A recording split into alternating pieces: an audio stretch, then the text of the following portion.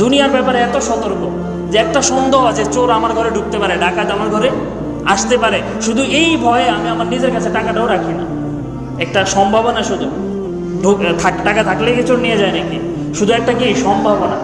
এই সম্ভাবনার কারণে আমি আমার এই দুনিয়ার অল্প কিছু টাকাও আমি আমার নিজের কাছে রাখতে পারি না। আর আখিরাতের এত ভয়াবহ অবস্থা, এটার মধ্যে আমরা বলি যে আল্লাহই মাফ করবো, আল্লাহই মাফ করবো। এত নিশ্চিত কিভাবে?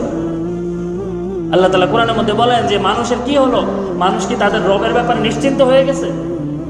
আল্লাহ তাআলার রহমত যেমন আছে, আল্লাহ তাআলার গজবও তেমন আছে। এই জন্য বলেন গুনাহ থেকে নিজেকে পবিত্র করার একমাত্র মাধ্যম কি বলেন? তাওবা। কি করতে হবে? তাওবা করতে হবে। আল্লাহর হাবিব বলেন আত্তাইবু মিনাজ যামবি কামান লা যামবা লাহু, যে তাওবা করলে মানুষের অবস্থা এমন হয় যে আমি একটা গুনাহ করেছি, গুনাহ করার পর এখন তাওবা করে নিয়েছি, তার মানে আল্লাহর কাছে আমি যেন গুনাহটা করিয়ে নিই। সুবহানাল্লাহ।